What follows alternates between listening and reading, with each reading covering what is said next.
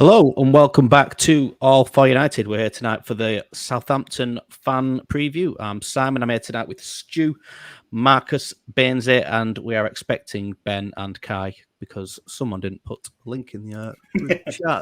I don't know who that could have been, but so they might not have got the link yet. But I'm sure they'll be with us shortly. First things first, guys. I don't know if everybody's had the say about Liverpool, and I'm not sure who's been on what shows earlier in the week because I've been busy as anything. So, Stu, Monday night was good, weren't it? More of the same at the weekend, or?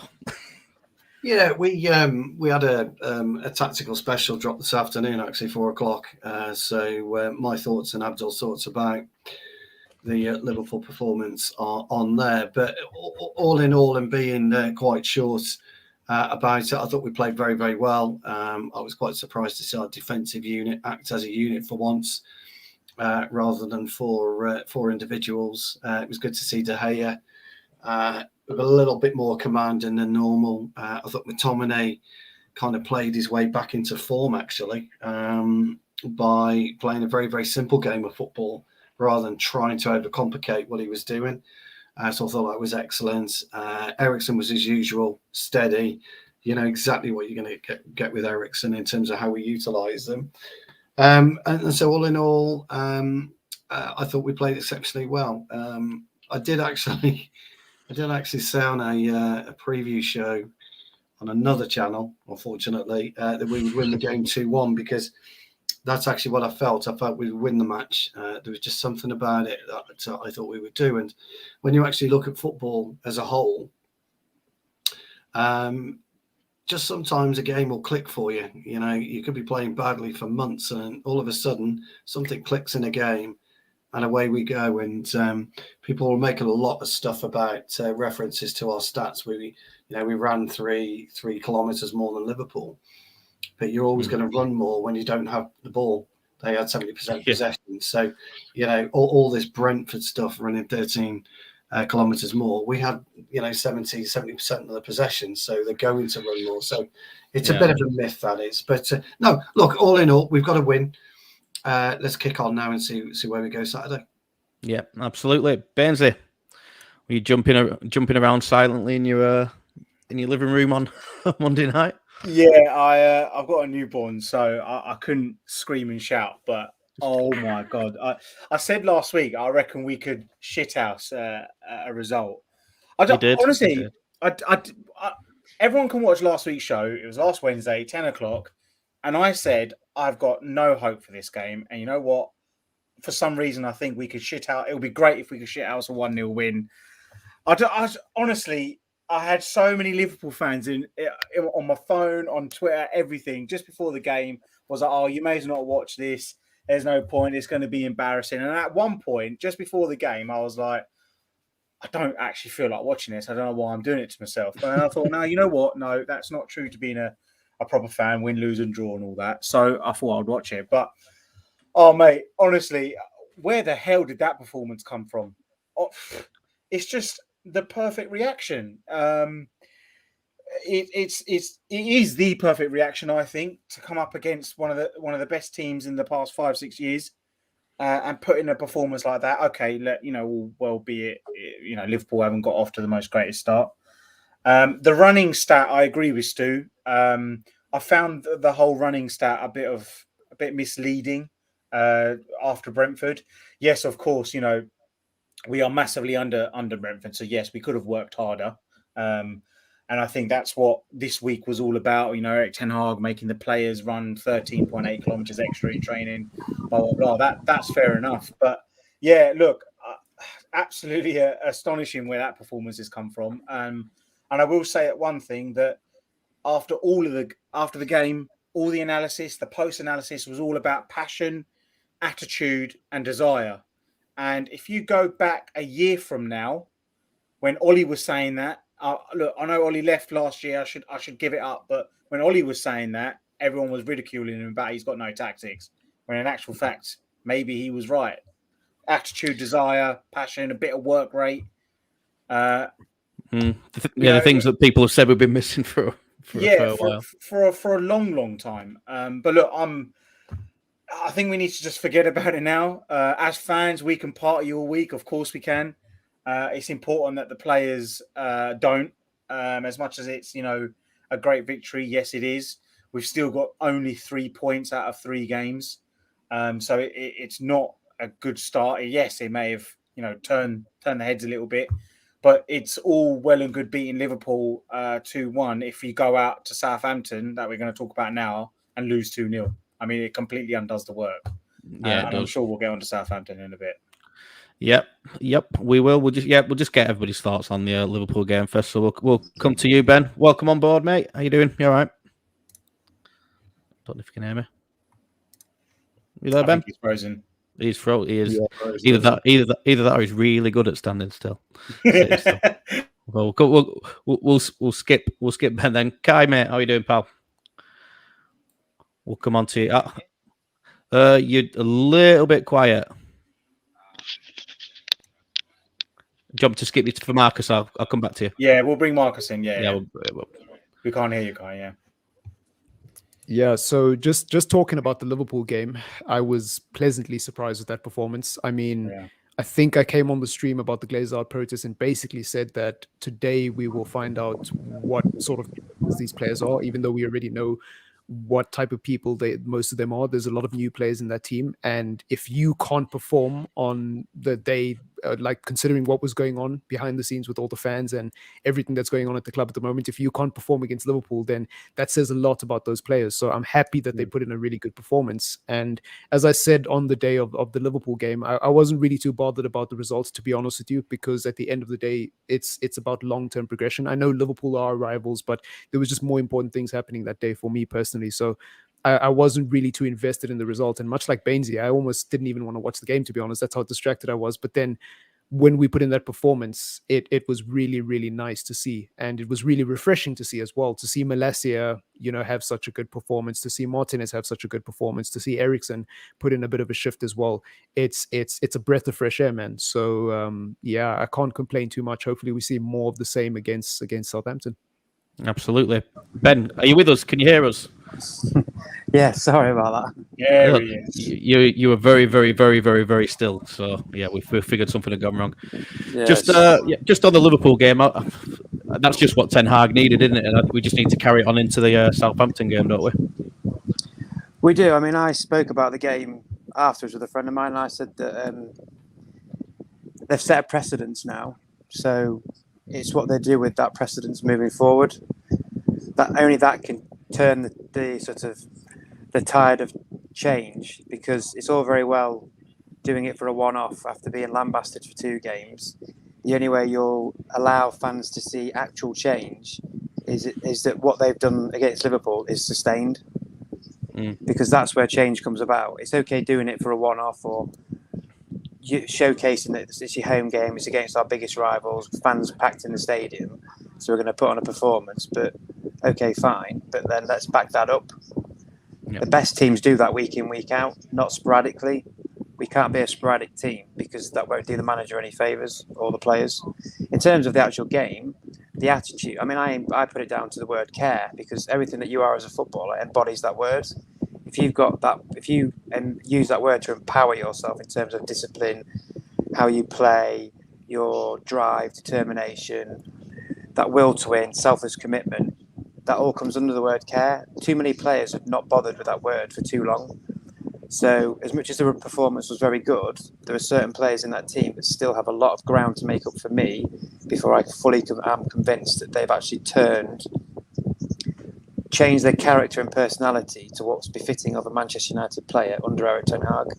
Because towards the end of the game, Bruno reverted back to type to a degree when he was trying to take on the world and nearly gave a ball away, when he didn't need to do that. Do the simple things. The simple things are just as hard as the difficult things. Don't try and sort of be 3 smart instead of being 2 smart.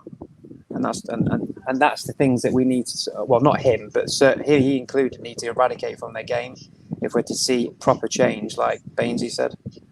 Just quickly before, sorry, Simon, just quickly, I'll throw it out to everyone, and even in the comments, I actually still think that we didn't actually play that well for a full sustained amount of time. Now we had periods where like the first 15, 20 minutes when Sancho scored, and even at the beginning of the second half where we played really well. But at times I still felt like it was a little bit scrappy. The ideas were there, but we weren't quite executing them right. There was still a little bit more. The players not so much didn't know what they were doing, but just a bit more like they needed a bit more coaching. I hope that we'll see a game in hopefully a few weeks when Erik ten Hag can really sort of implement himself. That will have like proper control over a game. But I still don't think we actually played to the top level that we all think we can. Yeah, no, I'd agree with that as well. It felt a little bit underdoggy, Solskjaer sort of a performance, didn't it? Where you're snatching goals, good moves, but still under the cosh a little bit. What do we expect though? Exactly. We expect that. Expectations in terms of how we played the last couple of games. Even a 1% improvement in football terms, and and as much as Baines is right, we did revert to type. I felt we reverted to type 68 minutes in. From there onwards, that's when we were in real trouble. But we defended well. We were resolute. And we haven't been resolute for a long time. So I think from that point we've got a Premier League club in the Carabao Cup first round. Oh, live second round. Villa. We've got Villa. Again. We had him in. Was it the Carabao Cup we had him in last year, or was it FA Cup? I think so. Did we? Carabao, didn't we? Beat 1-0, didn't we? I think. Yeah. I can't remember what it was. I've blanked out last season a little bit. Kai, just your quick thoughts on the Liverpool game, then, mate. And that was just what the Ten Hag era needed, if it can be sustained. Yeah. No, absolutely. Can you guys hear me now? Yeah, that's better. Yeah. Better. Yeah. All right. I think to be quite honest, I also sort of wasn't counting this game. I was looking at it as a sort of one of those that, of course, we're just going to get blasted, and then that was going to be it, and then we're going to move on. Sorry about that. But the way that it went kind of showed me a little bit of something that's different, that the players are really behind the manager in whatever he's doing. And normally, as you know, if you coach, the one time when your plan works fantastically is normally when that tide kind of turns, when everyone kind of says, oh, okay, sort of whatever this guy said kind of worked, and then they sort of begin to buy into that. So I do think that it was a positive in that sense. And then I actually then believe that the teams that will play here on in for a few games will be teams which will let us actually play a bit. And now we have more confidence, so we'll probably be able to see a little bit more of what we saw in preseason type of thing, with the patterns and and how we move the ball and all of that. So I do think that's opened the door. It's made that possible that he can actually do that. And we really are forgetting the biggest thing that's coming up next is Casemiro. So maybe for the first time in a few years we get to see a proper 4-3-3 again. We normally have seen it in three game patches where it goes really well and then it goes disastrous randomly because someone makes a mistake, and then we lose by a big margin, and then we bin the 4-3-3 forever because we realize again that the players that we have aren't fantastic for that. So I do think that there are some good things to look forward to, because also, can you imagine if Casemiro is seeing a nonsense performance in front of him? What does he then say? Like, well, the camera will be panning onto his face the whole time. He'll be memed about the, can someone get their receipt back, or all those things the whole week. So it's sort of just come together, and I don't think it's come together for United in a while, in a way that we didn't expect, sort of a thing. And now we actually have a proper coach. And I think, as well as that, I think Erik ten Hag said one thing that was interesting, which was that that now they know what the level is. So they know that they have to suffer to a certain degree to get a result against a big team. And it feels fantastic when you actually do it that way, when you don't because I actually don't think it was a shithouse victory, to be honest. Liverpool were poor, but we were also good in the parts where it mattered. So if you look at the highlights of the game, I actually looked at the short highlights, the extended highlights, every highlights I look at, Liverpool basically did nothing except a few shots which they had, and then obviously that off the line thing with Martinez. But you really see that, I think for the next games, if they continue to play at that level in terms of running, because remember, your ability is lessened if you don't put in the effort that you need. So finally, if you put in the ability, the effort, then of course you're going to beat the smaller teams because you are inherently better than them because you have better players. So I do think there are some positives to look at for the next game. Yeah. Definitely some green shoots from the performance anyway. I'll definitely say that. Let's just get some comments from the viewers. John says, good evening again. Oh, John. Connor is particularly disappointed in Baines' shirt. I'm not getting into any F1 debates, though, to be honest with you. MUFC MPB, good evening, guys. Good evening to you, mate. And Jarvis says hi. And then there's some arguing between Can I just say, by the way, our potential future owner is a stakeholder in Mercedes-Benz. So if there's any F1 team we should all be supporting, the hashtag just saying, you know what I'm saying? I'm just supporting the brands. Just getting across things, yeah. Right. So the tagline for this video is, this is a bigger test than Liverpool. And I see why that is, because in some ways, it could be because we've seen this team get results against big teams and pull performances out when when the stakes are high, or when it's a bit of rivalry, and we've seen ourselves struggle against teams that we should beat, teams like Southampton, etc. Is this a bigger test, you think, Stu, in one way, or just a test or an indication that Ten Hag's work is kind of starting to pay off now, if it maybe sticks with the team that he went with last time? No, it's no bigger test than any other game, really, because football's as much about mentality as it is, actually taking a pitch and using your array of skills that you have at your disposal and your tactics you have at your disposal. For the lads, they should have gone in Tuesday morning, had a quick debrief about the game, and then got on to training and forgotten about it. Liverpool match it's done and dusted. You don't think about it, and you just prepare yourself for the next game against Southampton. Southampton away is always a tricky game anyway. It's always a very difficult. Southampton are one of those teams that press you, but they disrupt you very, very well. Yeah. One of the things we did quite well against Liverpool was suffocate them. But as I said, about 68 minutes, we took our hands away from their throats and allowed them to breathe. Southampton won't allow us to breathe. They'll look at the way that Brentford played. And they'll attack us in that type of under-8s type of football, which got me into a lot of trouble with most of Brentford fans.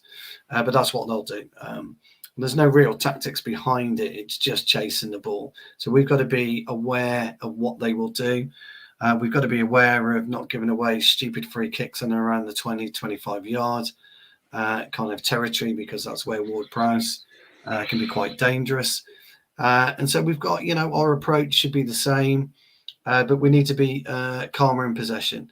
So when you've got little bees running around you, like Southampton are likely to do, when we get the ball, we've got to be relatively calm with it, but relatively quick.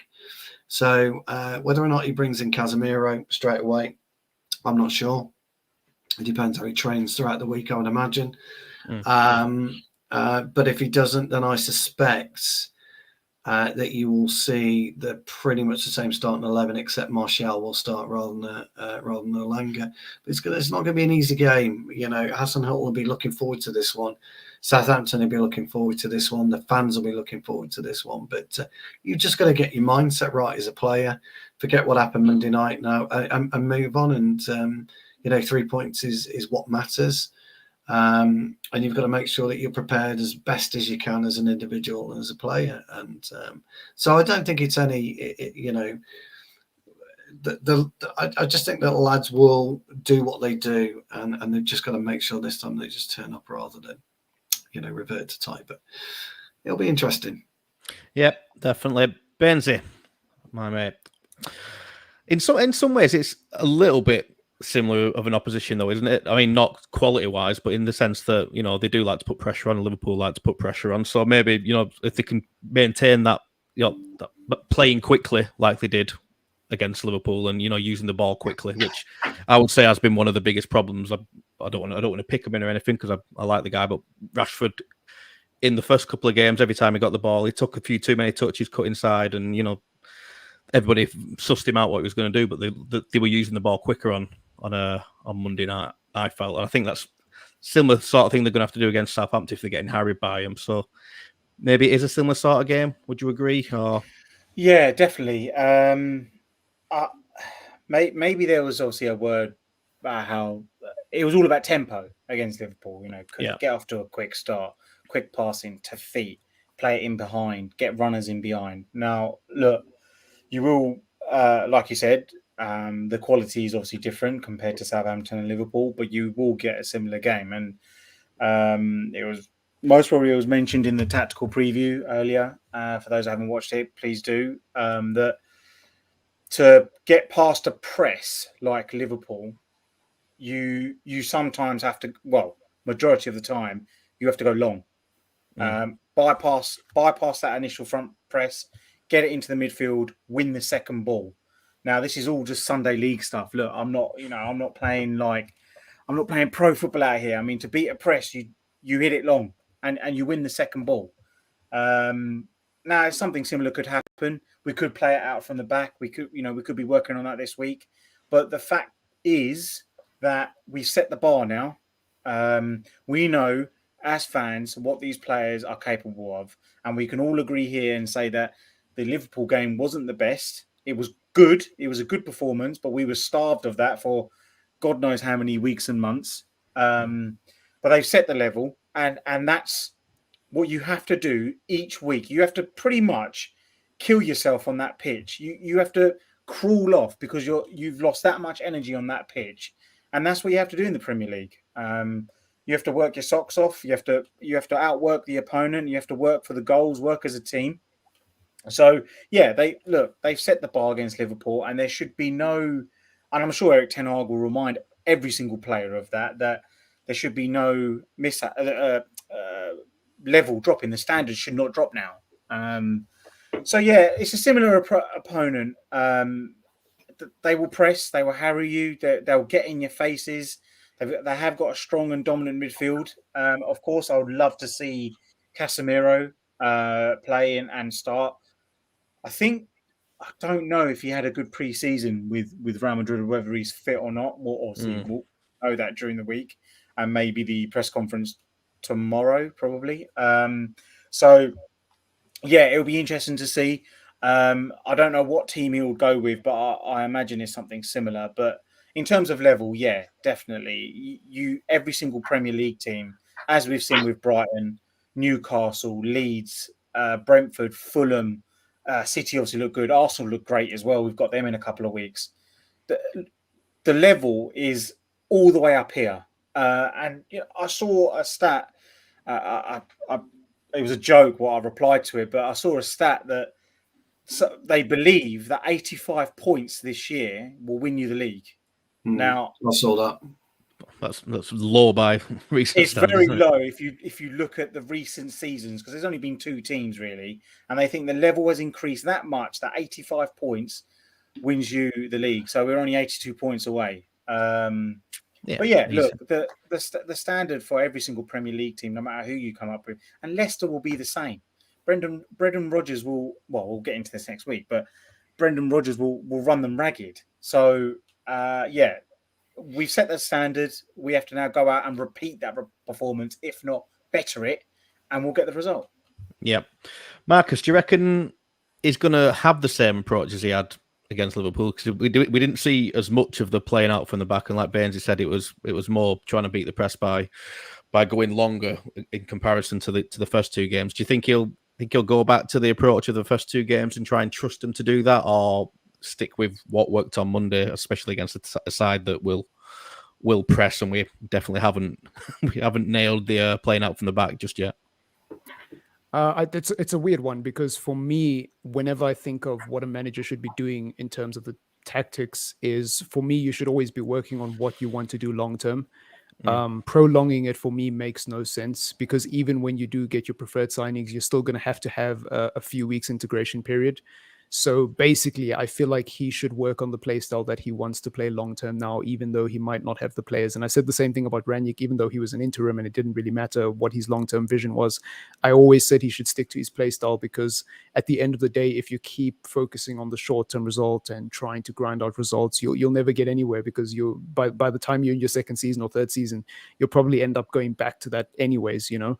I felt like that was a mistake that previous managers have made. And so even though against Liverpool it worked, I wouldn't do the same thing against Southampton. One, they're not of the same quality. All right, Liverpool haven't started that well, but we should realistically have majority of the possession against a team like Southampton. And two, I feel like these players they need to adapt. You know, they need to adapt, or you know, they get benched next season or sold. It's as simple as that, you know. So I feel like this should be a trial run for a lot of these players, even though some of them don't deserve it. This should be a trial run to see which of them survive in the Erik ten Hag system and which of them move on, rather than an opportunity for them to do what they've been doing for years, which is get their way and get a play style that suits their strengths. You know, I just feel like Ten Hag has got to stamp his authority, because as I've always said, if he doesn't do it now, it's going to be a lot harder later when his job is on the line. If you set the precedent now and you say, hey guys, this is the way we're playing, whether you like it or not, this is how we're playing, and if you can't handle it, you're going to get dropped, then, you know, life will be a lot easier. We might lose a few games here and there, but I think that's the right approach long term, you know. So I hope he takes the approach of wanting to play out from the back, play the Ten Hag way. And it's going to be a rocky season, you know, but it is what it is. Yeah, I think there was plenty of calls for a bit of pragmatism. I think mostly to stop embarrassment, especially with what was going on around the game as well. And the match that it was against Liverpool, against Man City, against any of the top 6 teams, it's perfectly acceptable, right? It's perfectly reasonable to play a more pragmatic style. But if we're going to start doing that against the Southamptons of this world, with all due respect, like, come on, man, you know, we got to be better than that. Ben, same question to you, really. Do you think he'll kind of switch it back to the style that we saw them attempt against Brighton and Brentford, or is he going to stick with this kind of more pragmatic approach that they went with against Liverpool? I think he'll bring. I mean, I said I think the only player that will come in is Casemiro, because he had a full pre-season at Real Madrid, and he was match fit prior to leaving. And I also think and believe that he would go with, say, the same 11 with Casemiro, but still with his system in mind, because you can't. If he stops now, he's lost all sort of ownership over the players in what he's done prior to that game, because he's set markers with not just the team in general, but with certain players that, irrespective of what you may perceive yourself to be, whether it's the captain or the first choice left back or Ronaldo or whoever, the team's effort and ultimate goal is what comes first within my system, under my control and on my terms.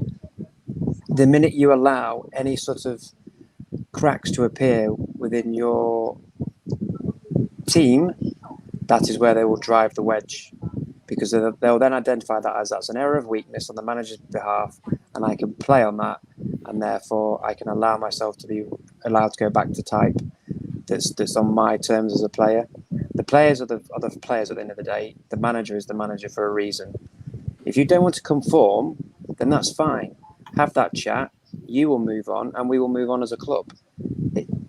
For too long, we have tried to implement that attitude or perception to the players, and then within a week we've gone, oh, actually no, we can't argue with the players because they know more than me and they're more important.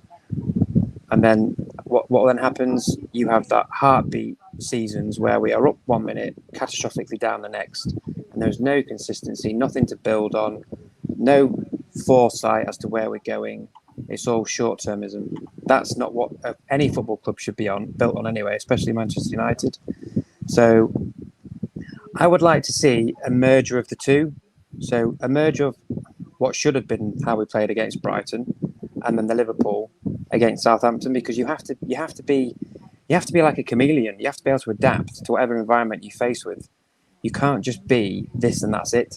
So I think it should be a bit of both. If they want to press, fine, go short and then go long. Don't just always go long. Change it up so they don't actually know which way we're going to go, and utilize our players' ability. If you match them stride for stride on output, your ability will then come to the fore, because naturally you're better than them, because you're at Manchester United and not at Southampton, in terms of if you're looking at it from stature of club and the players you're likely to go for. So that's what I would like to see. Yeah, that's fair. Kai, we'll move on from that question now, and I think it's kind of been alluded to over the course of the show so far. But do we think Ten Hag's kind of landed on what he feels is going to be his best 11? Maybe, obviously, chucking Casemiro in there once he's ready and up to the pace of things. Is this what we're going to see from now on, do you think, in the main? There's been talk of rotating centre-backs, which I'm not sure how I feel about that. But I think I would suggest that he's landed on something close to what he wants to see, though. Firstly, Simon, you can't have me preparing an answer for so long. All right. Actually, nah. Well, go on. Give me the answer to the previous question, then, and I'll move it along. No, but it's just a quick one. I just want to say that I think also, one thing which will determine it is, I think, the type of pressing which Southampton do, which is sort of different to what Liverpool do. So from what I've seen that Liverpool like to normally chase you when they press. It's not, to set a particular trap in one area of the pitch, but is to win the ball back and is to do something right after. And I think Southampton will probably set traps every time they play us. Every time Fred gets the ball, they always set a lovely pressing trigger on Fred. The moment he gets it, then they go and then they set us in a specific area. So I do think that because of that, he may try to vary it somehow, because I think it's also linked to common sense. The Brentford game, David De Gea shouldn't have made the pass to Eriksen.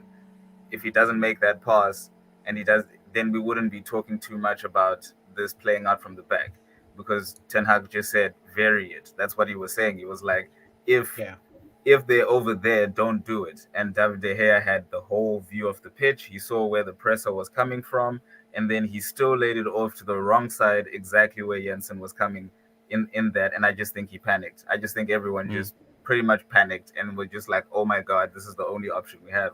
So I do think now they're a bit more chilled. So I think the common sense will be to say, okay, these are the passing patterns when they give us space coming from the back, because it's not just one pattern, it's probably 3 different variations. And then he says, all right, cool. When you see them pressing us for this specific play, then we're going to vary it and we're going to go straight to this other thing that we're going to do over the top or whatever. So I do think he isn't a very, limited manager. He likes to vary it a little bit. But yeah, and your actual question was, Simon? You've made me forget it now. No, I said it looks like he's kind of landed on a formula that works in a team that works, and there's been talk of rotating centre backs and stuff, but I kind of feel like he's landed on what he actually wants to play now. Yeah, I think the whole saying, because if you actually heard what he said, he did say about the centre back situation. He said something like, we found the solution for who we want there, and then right after that he said, but there will be chances for the others in the future. Like right after that, when he realized that, oops, he just told everyone that this is basically his first choice, centre back partnership or whatever. So I think until Varane gets injured, we'll see that. And I think he likes his players to train a lot with the team. He doesn't like to just throw them in.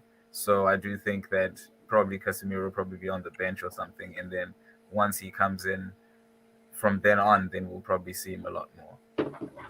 Yeah. Stu, same question to you really on that one. Do you think he's landed on what he wants. I mean, we know rotation is going to be important this year, and he's made a big point of that. You know, it's 55, 60 games, World Cup in the middle of the season.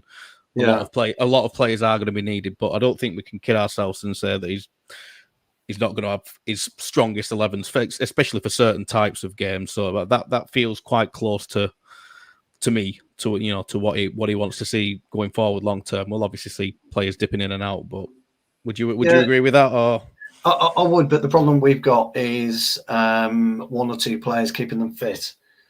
They're fit for 2, 3, 4 matches, and then they pulled a hamstring or they've got a slight knock, and it's a real problem. Now, I'm talking about Rafael Varane being one, Martial being another.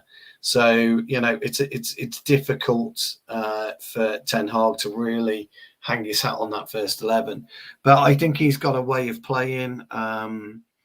As much as I like Maguire as a centre half, I think the Varane-Martinez partnership is a better one, purely by virtue of the fact that, and I think Jarvis has mentioned it earlier on in a comment, that Varane, and I said this, by the way, when we signed him, Baines will back me up on this because I was quite vocal about the signing.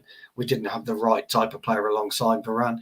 He was used to a Ramos type player, a Pepe type player. So, and we've got that now with Martinez. And I was going to freaking say that. I was in the shower this morning going, I'm going to hammer Stu tonight because of this. Oh, for God's sake! Right, anyway. Yeah, well, but it's something I'd identified, wasn't it? To be fair, yeah, right, you did right at the beginning. And to be fair, I like Maguire. I'm a centre half myself, and Maguire should be more no nonsense than what he is. But he just isn't, and for whatever reason. A big guy, he doesn't play the physical element of the game. Whereas Martinez, he's a very astute footballer. Ramos was more astute than people gave him credit to, in the way that he could play the game. He could anticipate, and he could utilize and recycle the ball quite well. And Varane used to like that.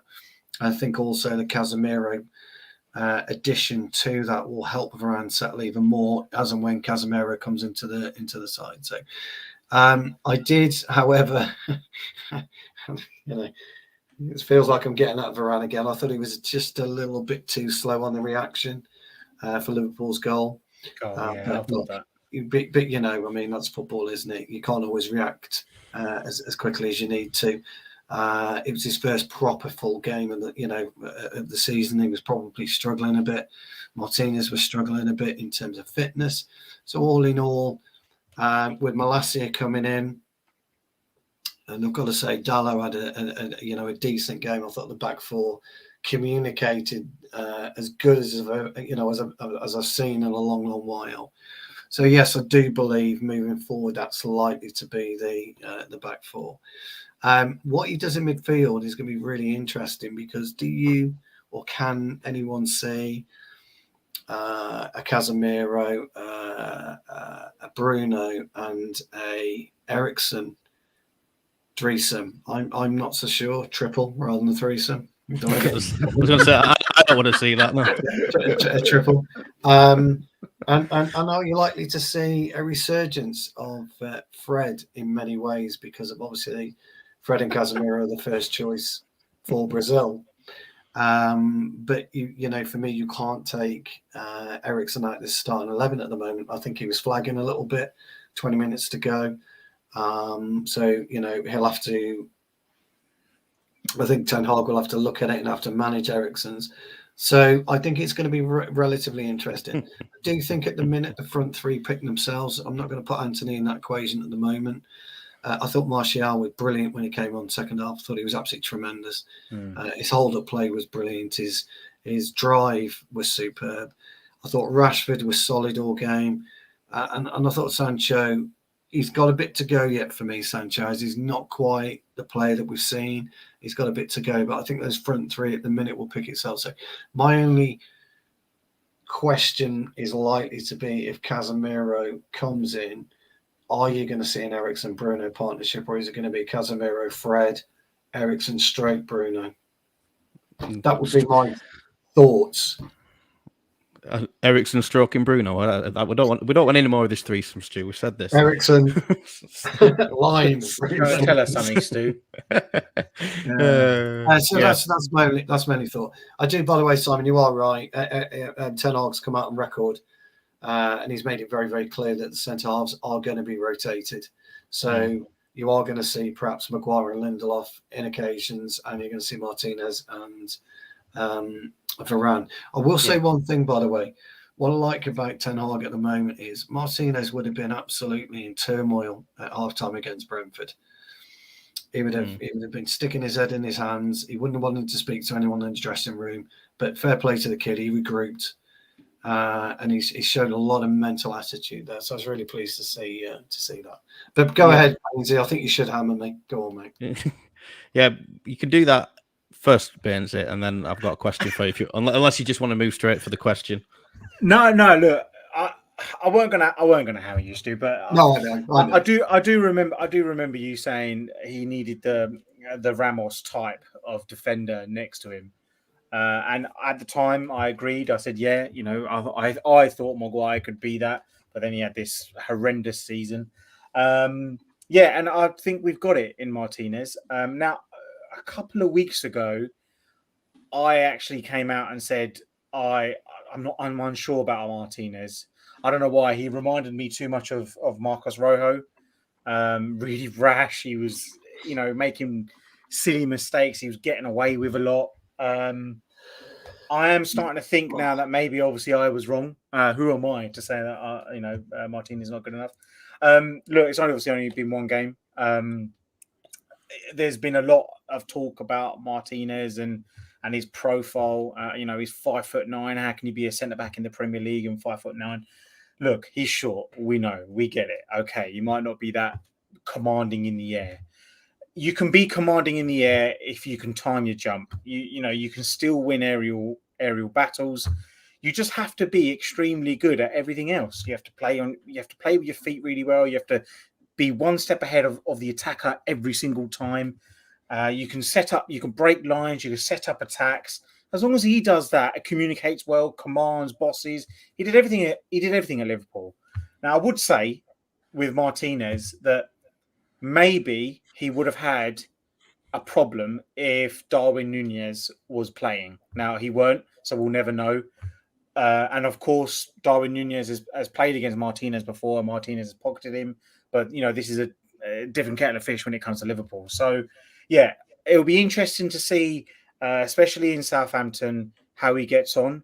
Again, I said it a couple of weeks ago that I was a bit unsure about Martinez when I saw him against Brighton and Brentford. I still think I was right there, but then obviously he's gone and proved me wrong. Much like how Stu said just earlier that he must have been him coming off at halftime at Brentford. He must have been fuming. And the only way really he can prove everyone wrong is by coming out at Liverpool and asserting himself and going, I'm going to start in this 11. And I feel like he has proved that. Ten Hag did say that he was going to rotate the team and especially the centre-backs, which is why Harry Maguire was out. Now, we'll know on Saturday around 11:30 whether that is true or not. I seem to think that it was a bit of a bypass question just to get the heat off him. I don't think he may have just said it in such a way. It was like, look, I'm just going to say that I'm going to rotate the centre-backs. That's the end of the question. Move on to the next one. I actually feel like that it's very rare that a manager will rotate the back four. You try and keep the same back four. Okay, injuries and things will play into it, but you try as much as you can. You try and keep the same back four. They create a partnership. They create a great solid line at the back. Martinez is definitely that player. He still reminds me a lot of Rojo, but we'll see how we get on in the next few games. It'll be a test anyway against Southampton. Yeah, there's definitely an element of the Rojos about Martinez, isn't it? Yeah, not just South American bite though, isn't it? I mean, it's a little bit of that. My kind of thing to say about the defensive line, I think this is why it feels better to at least settle on it for the majority of the time is that you saw a camaraderie between them all high-fiving every single thing. They were playing for each other and working for each other. And the more that you obviously play players together and all them partnerships form, I mean, I don't remember seeing much of Maguire and Lindelof doing that, not in the same way that, you know, Delors was high-fiving Varane and Martinez, obviously a passionate, fiery guy as well. So, yeah, I think there's an argument for keeping it for purely to build on that, even though it was obviously the atmosphere of Old Trafford against Liverpool is obviously a factor, and I can't see it being quite the same against Southampton. But yeah, that was just my kind of my point on that one, and hopefully at least Varane stays fit, because I think we all know he's probably going to get injured. So yeah, at least while he's fit, yeah, I would probably stick with that, and I can see Ten Hag doing the same. We're going to move on to a little bit of Casemiro chat before we come up with a predicted 11 and do some score predictions and stuff. So, Marcus, is he going to get chucked straight in, and would you chuck him straight in? Oh, absolutely. Hashtag anyone but McFred. We're pushing the agenda, yeah? I'm sick and tired of it. No, like put him straight in. Oh yeah, McFruno too. No, I think Casemiro has obviously been playing games for Real Madrid. He's obviously should be up to fitness by now. And even if he's not, listen, you can always throw him in for the first 45 minutes and then take him off at half time, or worst case scenario, you know, bring him on in the second half or something like that. But I would like to see him start. And the thing about Casemiro is, even though he wasn't Erik ten Hag's primary signing, and we know that his profile is quite different to Frankie de Jong, he still does solve a lot of issues in that team. And by the way, all the people talking about his lack of technical ability and, you know, the sort of what's the right word? I don't know what the right word is, but there's almost like this attitude towards Casemiro as if he's not good technically because he didn't used to do most of the technical work for Real Madrid. It's like he's playing next to Modric and Kroos, so he doesn't need to do that. I think he will pleasantly surprise people in this league. He won't be amazing at it. He won't be on the level of Frankie de Jong, of course not, but he'll be able to progress the ball from the back four and distribute it to the other midfielders at a very decent level, at least better than Fred and McTominay, in my personal opinion. So, you know, you shouldn't worry about that. And I think in terms of him being a central defensive midfielder, man, he's so intelligent. He knows which spaces to occupy. He's very good at blocking passing lanes. He's also very good at shielding the back four and filling in for people who are out of position. So when he starts to get used to the league and he starts to integrate with his teammates, and hopefully he can get a consistent back four behind him, we're going to see an absolute beast. He might not hit the ground running, but I genuinely feel, barring a terrible injury, touch wood, it's almost guaranteed that he will succeed. You know, this is a quality player who does not get the respect he deserves. And you know, so for me, I'd be throwing Casemiro straight into the deep end because he's a seasoned veteran. He's been doing it at the highest level, season in, season out, for almost a decade. 5 Champions Leagues, you know, multiple other trophies. What more do you need? What more do you need? Seriously?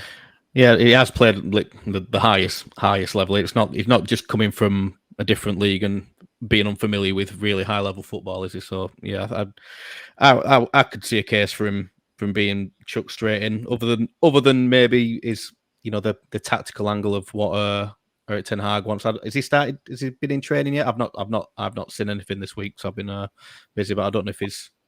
I don't think he has been. He probably won't start against Southampton, but you know, if the option was there, I definitely would. Yeah.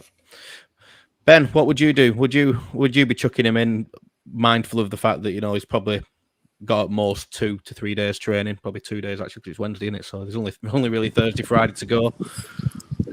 For me, in an ideal scenario, I would, yes, purely because of the fact that you've got a player who fundamentally understands that role to the highest order, not someone who you're asking to do it, who has an idea of what to do, or someone who's never done it before and they'll just give it their best shot. This is someone who's elite at that level in that role, and we've not had that for years. So, and I think as well, and I'm agreeing with Marcus. I've read so many comments about it, and I'm thinking, I read in an interview that Luka Modric gave after the Champions League final against Liverpool. And he said, who was the best player on the football pitch? And he said, Casemiro. And the commentator kind of looked at him aghast, as if to say, you sort of taking the mickey. And it's like, you don't understand what he does for the team. That's why I've answered the question in the way I have. Yeah. And then when you actually watch the Champions League final, you can actually understand in every regard why he said that comment. Because, yes, he might not be the glamour player that people want to watch, but someone like Casemiro, you only realise how good they are when they've gone, because it only then allows you to understand what he does for a team in areas when he necessarily doesn't have the ball. But when he doesn't have the ball, look what he does because of that, or defensively. Like, people used to harp on about how good Fernandinho was when he would fill space, and you think, what's he doing that for? And then by the time the ball's gone into that area, you then think, that's why. Because he's one step ahead. He's anticipating where the play's going to go and then where he then needs to be. Players can't be taught that. You either have it or you don't. Me and Stu have chatted about this before. So you can't teach that element of a game. It's just naturally within some people. And if you don't have it, then you have to work twice as hard to try and overcome that it's not part of your game, to make up for it. He has that in abundance. He's technically very good as well, which people don't understand. Yes, he doesn't necessarily have to show it as often because he's got Kroos and Modric there who will do that for him. But if you watch Real Madrid's games, there's still times when he has done that and he has been effective. But he also understands the simplicity of the game, and that's sometimes the biggest thing in a player, is understanding that the simple things are just as effective as trying to do that 40-yard pass that Bruno sometimes tries to do when he doesn't need to. So yeah, in an ideal world, I would, but obviously it's whatever Erik ten Hag sees, I suppose. Yeah, man. Kai, I'm not going to change the question when I get to you this time. So hopefully, have you prepared a question, prepared an answer for this question? Damn it! I was already reading your mind. Let me just start off by saying to Benzi and my Martinez haters, listen, guys. The pass to Ilanga shows you that he is not Marcos Rojo. That pass that kept the pressure on shows you that this is a different kind of level of player that we're dealing with. Marcos Rojo would do a Rabona. That's how good he was. You see what I'm saying? That's exactly the point. No, I get it. No, I understand. I'm not hating Martinez, by the way. Honestly, I thought he was brilliant against Liverpool. I wanted to see more of that, to prove me wrong. I'd like to be proved wrong on this point. Yeah. No, listen. I mean, we watch a lot. We watched a lot of him here in the Netherlands, and literally the one thing that that you're getting a 7 and a 7.5 out of 10 most times, and that's the one thing about him. That's why you can see so much passion, because he's just like that. So hopefully he's not a Marcos Rojo. I've just said this on the internet live, so. But Casemiro, I think people are underestimating that the one important thing that he offered Madrid, which he will offer us, which we do not have in the midfield, is someone that does the basics extremely well. So like the basics at the most high level of things that you need, and the only way you survive at Madrid is if you do the basics that your position asks you to consistently every single time. So like Ben was saying, it's not a guy who has an idea, sort of. He's kind of saying, they're kind of just putting me in there. He's going to be straight up. If he's in there, he'll be directing the traffic. He'll be talking to Varane and Martinez and saying, listen, guys, this is what we're doing. He'll be shouting at Fred. That's why Brazil is so successful. If you watch some of their games, they don't lose games because those two are speaking to each other. It's that whole FIFA green line thing. Some Portuguese being spoken in there. Some with Bruno. Imagine if that's the guys that are starting. So I think he comes with a lot of like I said, high level of basics. For example, Scott McTominay can turn a simple turn and pass into almost a red card challenge, right? And that hurts, right? Like when as a United fan, you're watching it and you're like how is it possible? And then you look at Madrid, for example, when Casemiro is in there, the reason why it all looks nice is because they're all extremely good footballers who do the basics very well. So the pass is coming to your feet when it needs to, the pass is going just in front of you when it needs to, the switch is coming at the right time, the spaces are being covered at the right time. So I do think that's people do underestimate some of these things, and I think we'll be able to see a bit of a difference, especially in transition, because he's extremely good in covering spaces in transition, which is pretty much what we cannot. Yeah. I mean, I think it's kind of slipped my mind as well that, well, not slipped my mind because I obviously know they played together, but Varane and Casemiro have already got a relationship from years of playing together. Obviously, they've not done so for a year or so now, but I'm sure they'll be able to slip back into that. So it does make things a little bit easier for him if he does come in. I think it's possibly more just fitness and just getting the tactical stuff on board. I'm sure he can do it. Obviously, he's a multiple Champions League winner, so I'm sure he's got that in him. Right, we're going to do the predicted 11 now. So we're going to come up with what we think Ten Hag will do, and then you can argue whether you agree that should be the case. So we'll start at the back. We'll do goalkeepers. As far as I know, Dubravka isn't going to start this one because that's the big talk tonight. But yeah, Dubravka. Yeah, well, it might be. You know how quick United are at getting transfers over the line, so it'll be there. Yeah, we'll see him September 1st in that case. Yeah. So we'll start with you, Stu, because you are next. What can you see being the goalkeeper and the back four? Do you think it's going to be the same again, or have you got? Yeah, it's the same five. Same five for me.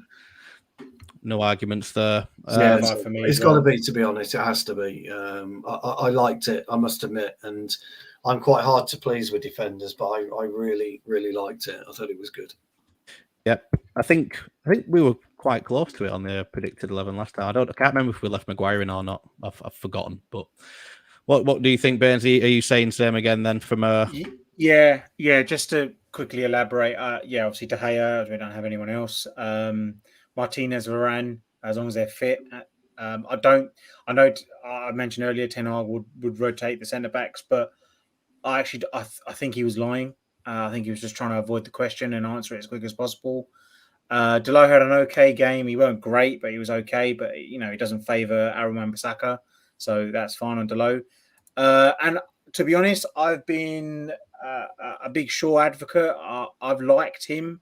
I've tried to praise him, but now I've just had enough. Ever since the 2-1 against Brighton and the 4-0 Brentford, I've just had enough of that back four. So Malacia is just an absolute breath of fresh air. It's great, he gets stuck in, he slide tackles, he works hard, he's absolutely lightning as well. Malacia for me, I think Shaw's done now. I think we actually need another left back and we'll sell on Shaw. We've had him for 9 seasons and he's only really given us 2, maybe 2.5 seasons. So same back five as Liverpool for me. Yeah, Marcus, what are you saying? What do you think Ten Hag's going to go with? Is he going to rotate like he's hinted at, or is that a little bit of bullshit like Burns suggests? Because I would tend to agree with that one.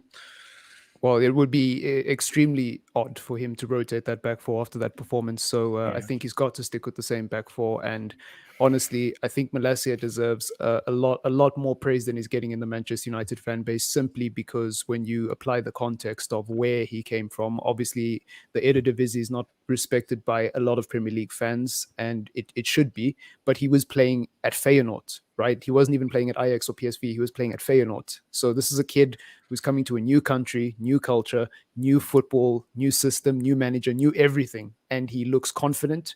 There's not a moment where on the ball he looks like he's hesitating. Yes, he's not perfect. Yes, he makes mistakes, but compared to Luke Shaw and compared to some of our other senior players, it looks like he's the one who's been here for the last 7 years and he knows what it means to be in that shirt. That's really impressive, especially against a Liverpool side that's one of the best in the country. So, I just wanted to get that out there.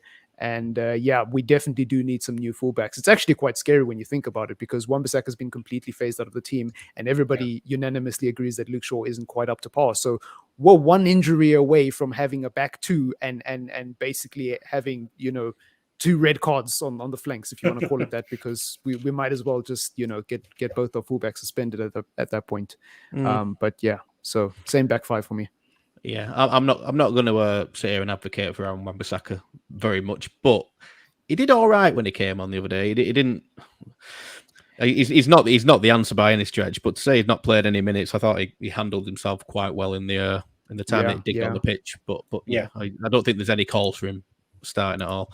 Ben, would you agree with the rest of the guys? Would you go same goalkeeper and back four, or do you think he will make a change? No, I don't want to see Luke Shaw in the first 11 ever again. I'm not going to lie. I have a serious agenda against Luke Shaw because he's just hopeless. He's everything that is wrong in a footballer. The thing that did it for me is Luke. When Malacia played and he did that tackle on Ivan Toney against Brentford, that 20-second snippet, it literally told me everything I need to know about Malacia as a footballer. Yeah. His commitment, aggression, desire, care for his teammates, wanting to win, wanting to defend, wanting to tackle, and how he played against Liverpool. He was like where he played against Liverpool how Everett played once he'd settled in and was on his pomp. He was that good. And this is a kid who's 21 and yes, he played regularly for Feyenoord, but he wasn't competing against the top tier teams or under that same pressure like Marcus said with PSV or Ajax. But he was just like, he's everything I want in a fullback that Luke Shaw is never going to do if he was 1,000 years old. He definitely won't do it at 1,000 years old. He just doesn't have that. He just doesn't have that in him, and that for me is a travesty in a footballer who has that talent in him. He just doesn't want to extract it. And I just think Malacia, and also the partnership as well between Malacia and Martinez, I thought was very, very good. They worked so well in tandem together.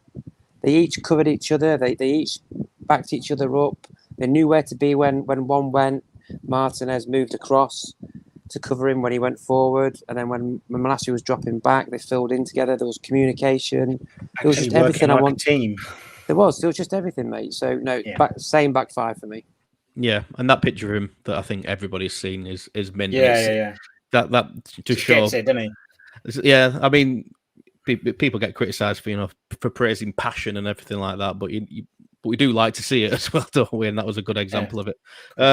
Kai, I assume you're going to say the same as everybody else. I mean, I think I've typed up the correct 11, to be honest with you, but go on, try and throw a curveball. Or have you not got any curveballs for me? No curveballs for you. I think the boys said everything. I think Malacia, like everyone was saying as well. I think the one thing which he also showed is that he's brave, which is the one thing which Luke Shaw really suffers from.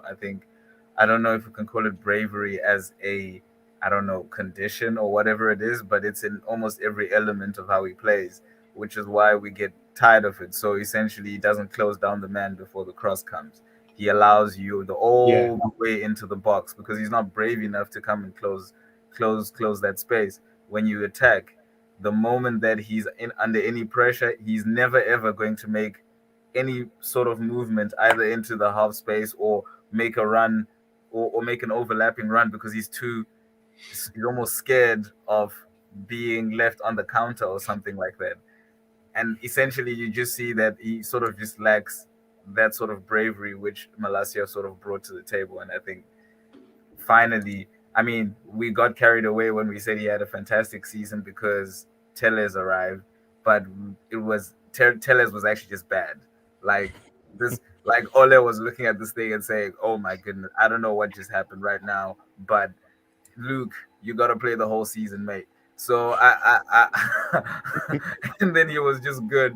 So for me, I just think it's a great I don't have any arguments about that back five.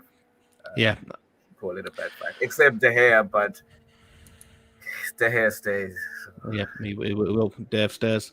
I think this is the only bit.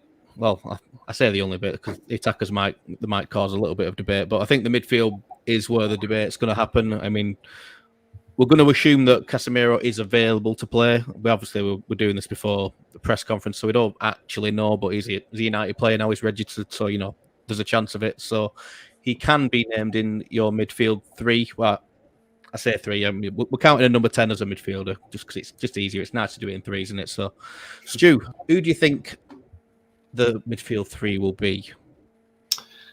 I think he'll start with McTominay, Ericsson, and Bruno.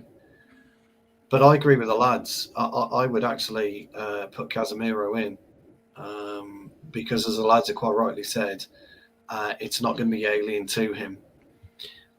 He's fit, he's ready. He was man of the match in the Super Cup for Real Madrid. And as Ben quite rightly pointed out, Modric was absolutely spot on when he said Casemiro was man of the match for him in the Champions League final. The guy has got what we need in abundance. And again, Bainesy will back me up. He knows my thoughts on a number 6 and how we should do, how we should play, and he does play that way. He does it simple, and so I would like to see Casemiro play, but I'm sorry, I'm going to go with McTominay, Eriksen, and Bruno. I don't think Ten Hag will change it this time. Yeah, I think it might be a little bit too early. I think Casemiro would cope with it, but I just don't think he's going to chuck him straight up. We've got another game next Thursday as well anyway, so they come thick and fast, don't they? So exactly, yeah. So yeah. Benzi, what do you think he's going to go for? Would you agree with Stu on that one? I do. I do agree with Stu, but I don't know. This one's really tough because the front three, I think, picks itself. So do I. So it's the midfield. I don't know what he's going to do because you could do various threes. You could have Casemiro, Fred, Bruno. You have Casemiro, Fred, Eriksen. Eriksen did look tired. He played a 90 minutes, so he could play Casemiro, Fred. I said Bruno, didn't I? But I don't think McTominay had a bad game against Liverpool. I know everyone don't like him, and there is clearly there is like a standard that McTominay needs to reach, and I don't think he'll get there, but he didn't have a bad game against Liverpool. Should he be rewarded for that? And then Casemiro coming with McTominay, get the legs in, get the experience in, and then maybe put a Bruno or an Eriksen in front of them. Honestly, the midfield is probably the hardest because we know the back five chooses itself, the front three chooses itself. It's now the midfield. Options. We've actually got options. Yeah, we've actually got. Yeah, you're right. And it's for the first time in a long time, we've got options in midfield. So yeah, what I think he will go with is if Casemiro is fit, and we don't know that because obviously the press conference tomorrow is happening. So if Casemiro is fit, I think he plays him. So I think he would go for Casemiro. I'm going to go with Fred so he can rotate McTominay because he has been talking about rotation, and Bruno. That's who I think he'll go with. Who I would like is probably a different three, but I think I would like Casemiro, Eriksen, Bruno, or Casemiro, Bruno, Eriksen. Bruno the 8. I feel like you're just saying names now. I am, yeah. It's even I'm getting my head in a spin here, but yeah. You know what I'm going with. Yeah. Marcus, who do you think he's going to go with? I actually kind of agree with the second last three that Bainesy named. I think he'll actually go with McFred. So I think he'll go with McFred and Bruno to rest Christian Eriksen. So he won't play Eriksen. He'll start with Fred and McTominay. Interesting. Yeah, so McTominay, Fred, and Bruno. I think that's who will start against. Really? Because I don't think he'll start Eriksen. I think Eriksen needs to be rested. I don't think he'll start Van der Beek, and I obviously don't think he'll start Casemiro. So it's only. There's only two other options. I'm pretty sure. Maybe you didn't say McFred. Actually. I don't think I said McFruno. No, I don't think I said that. Yeah, actually you didn't. But anyways, that's the three I think Erik ten Hag is going to go with. And funnily enough, on the point about us having options now, did you ever imagine a world where Cristiano Ronaldo, Casemiro, and Rafael Varane would all be playing in the same team potentially as Scott McTominay? It's crazy. It feels like we're living in a parallel universe. But yeah. I think he's going to go with McFred. I don't know why. I just think that he needs to rest Eriksen. I don't think he'll play Donny van der Beek, and I don't think Casemiro will be in the team. So that's the only other options, unless I'm missing someone, which is very unlikely. No, that's just, it. Just FYI on McTominay. Sorry, just quickly before Ben and Kai, there is a report that's come out by I think it was someone from the Mirror that McTominay might be going to Newcastle.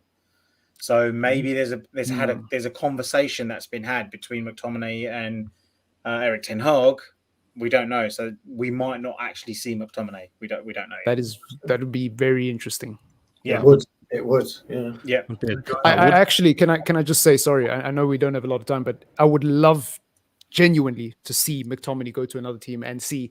First of all, would he get picked every week, and second of all, how would he do? Because it would finally give us a lot of clarity as Manchester United fans. Because whenever you talk about McTominay and other players in this team, there's always that initial sort of defense from people saying, well, you just have an agenda. You're just doing it because it's fashionable. It's like, all right, let's see him in another team then. You know, we can end the debate once and for all. Players all the time for Scotland. I know it's a different thing, but, you know, he plays there and plays in different positions. So obviously other managers rate him, and every United manager over the last 4 has clearly had some sort of high opinion of him, because I know there's not been that many options, but, you know, he has always got picked. Ben, who do you think he's going to go for? I think I'm going to have to do some working out here, because I'm going to have to top this up.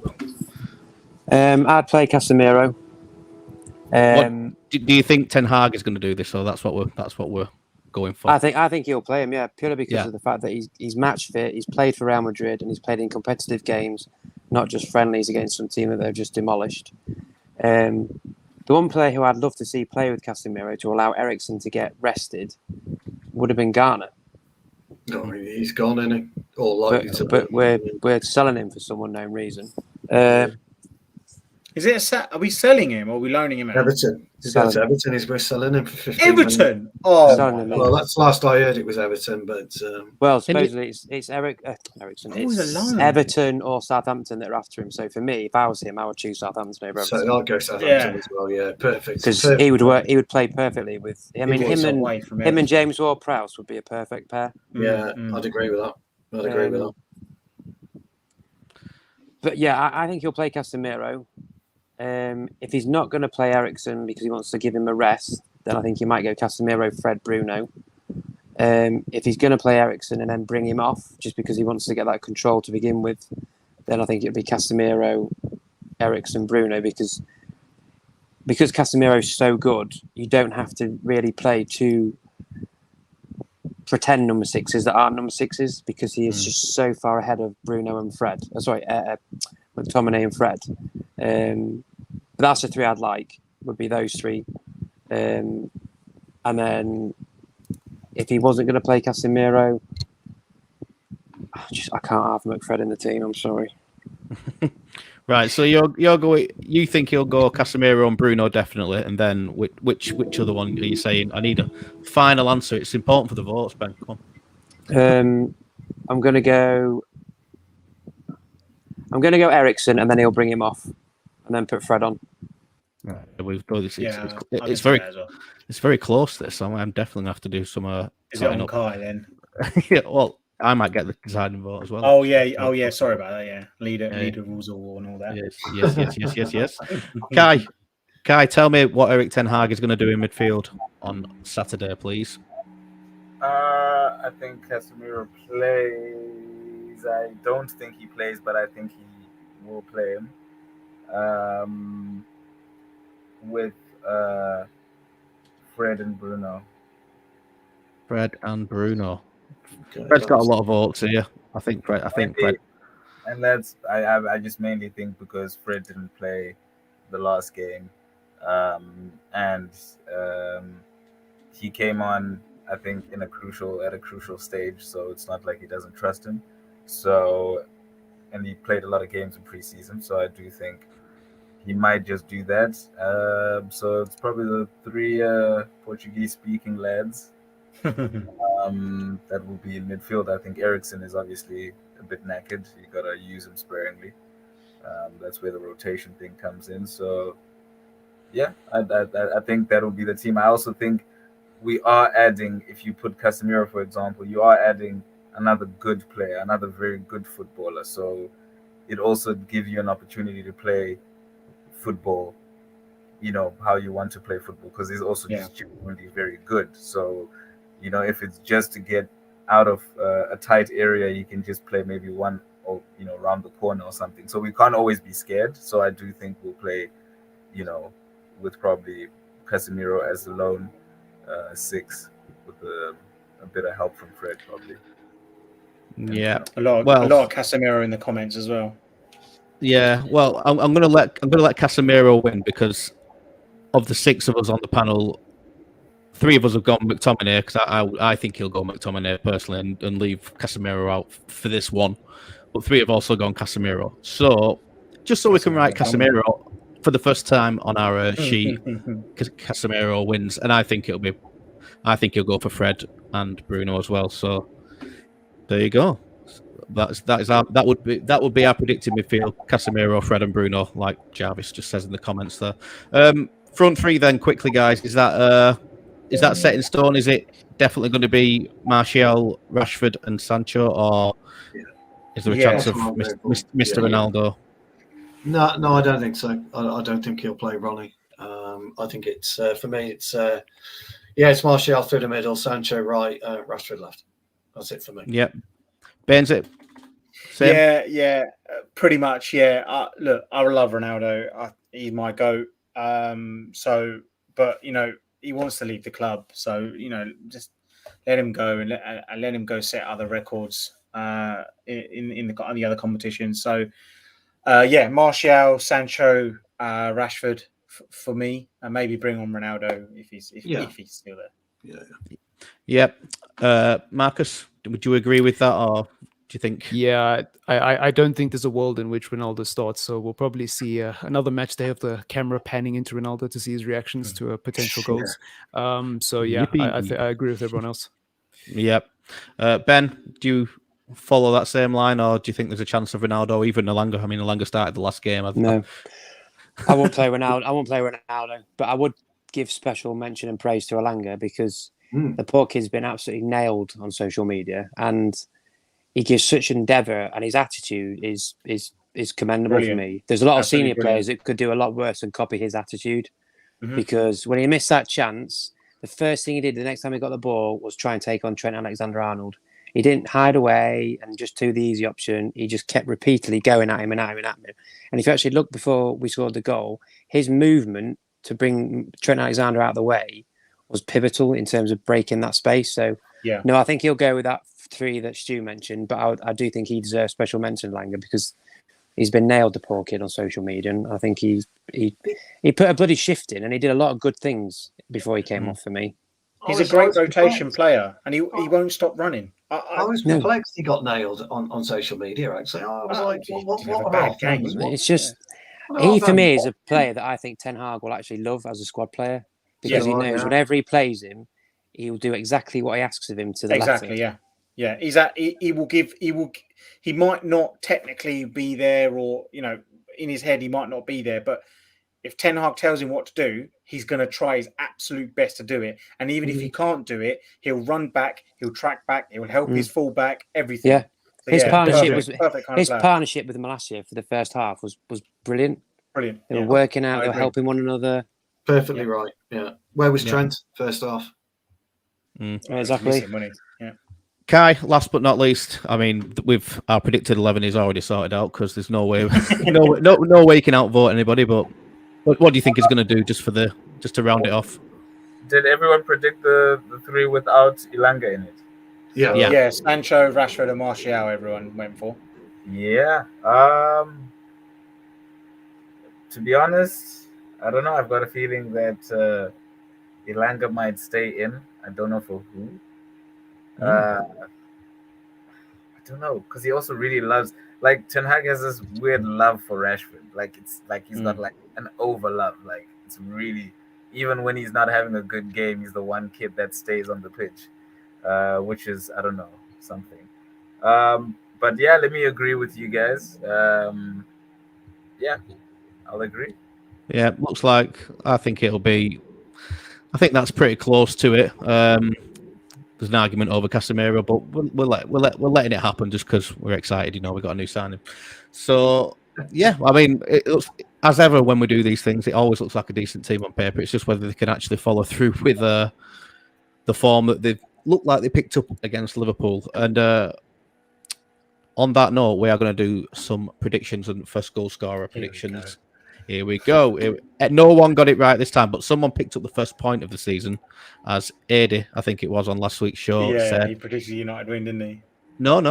He predicted Sancho first goal. He predicted 1-0. Yeah, he did. Yeah. So the only point of the season so far, which is no surprise considering the every result has been a shock in one way or another.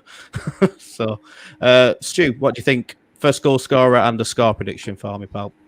I actually think we'll get a clean sheet. I think we'll win 2-0. It won't be an easy 2-0 though. It'll be a tough 2-0. But I do think we'll keep a clean sheet. And I'm going to go for Rashford to score first. Nice. Hopefully, he's got a bit of confidence flowing again now with his goal the other day. Benzie, what are you going for, mate? No, we've got a lot of new viewers here, so they don't understand the reverse psychology that I play with these scorelines. Yeah, I'll let you. So every single time I've predicted United to win, we've lost. Every time I've predicted United to lose, we've won. So I'm going to go with United to lose. I've actually said it last week after the Liverpool game that we'll end up losing 2-0 to Southampton after doing all of that against Liverpool. I mentioned it earlier in the show. So I'm going to go, unfortunately, United to lose 2-1. And I'm going to go with a James Ward-Prowse free kick.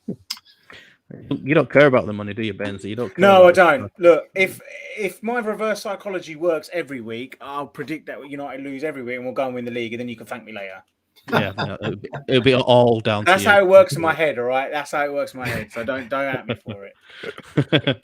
Marcus, what are you going for? Score prediction and your first goal scorer, please. First goal scorer, I'm actually going to agree with someone in the chat. It's going to be Martial to score the first goal. I don't think it's going to be a dazzling performance. I think it's going to be a very boring 1-0 win for Manchester United. I will take boring 1-0 win at this stage of proceedings, to be honest with you. But I would like to... Hashtag Bainesy hands. It's method to the madness. All right, you will all be thanking me next week. John knows. He knows. Yeah, exactly. Yeah. Ben, what are you going for, mate? I'm going same as Stu. 2-0. I'm Martial. Martial. Yeah, he's in my dream team, so he needs to score. I've got Rashford and Sancho in mind, so I was buzzing the other day. Nice. Kai, finally yours. What are you going for, mate? I will go for 3-1 win. To us, I presume, yes. And I'll go for a Bruno goal. He's overdue one. He needs one, doesn't he? Due one, yeah. Fair enough. I think some optimism there, so we're definitely going to lose that one. Honestly, it would not surprise me if we lose this game. I'm just going to put it out there. It wouldn't surprise me, but it is what it is. I've got a sneaking suspicion of a draw, but I don't want to predict that because I just don't want to be negative. So I'm going to go 2-1 to us, and I think Bruno as well. I think no Ronaldo on the pitch. A little penalty. I think we're overdue. Penalty, we're overdue. Stop copying me, Simon. Stop copying me. When did I copy you? Not having that one. No, that's my one. I actually will get anxiety if Bruno takes a penalty this week because I don't know what's been going on with him lately. But even open goals, he just can't score. So I hope they give it to someone else. It's only when Ronaldo's on the pitch, guys. Yeah, with Martial back in, it does give you that thought that we are likely to get a pen. Yeah, I tend to agree with that because of how direct he's likely to be in the box. And with Rashford was quite direct, and so was Sancho in the box. I know Sancho tends to do his footwork outside the box, but if we start driving in like we did do 3 years ago, there's nothing to stop us getting a pen. Yeah, absolutely. To be honest, I think just to wrap it up, I think we look better with Martial in attack. I don't know why. It's so weird because Bruno and Ronaldo, when they play together, want to give each other the ball. Dalot and Ronaldo, when they're in the same team, same thing. That's exactly what happens. It's just like they just once the hand goes up far post with 3 center backs around him, someone just launches it anyways in there. But with Martial, he's not. It's that's not what he's asking for. He's joining defeat. Yeah. I think the value of his builder play is much higher than Ronaldo's one because Ronaldo comes in for a 2-yard pass or 2-yard back heel and then runs somewhere into some random space. So I think that's why for me it's just those two classmates which just one follows the other because the other one's great or something. That's a good way of putting it. Yeah, possibly. I think we've unlocked it all. Yeah, right. We're going to leave it at that, there, guys. I'm not sure what day the preview will be on next week. I don't know if it'll be a little bit earlier because the game is on Thursday kickoff, Thursday game, so Yeah. maybe the preview will be on Tuesday. But you will find out if you follow us on Twitter, etc. And obviously subscribe to the channel. We got, as ever, we got loads coming up, and we've had Stu's tactical preview with Abdel already today.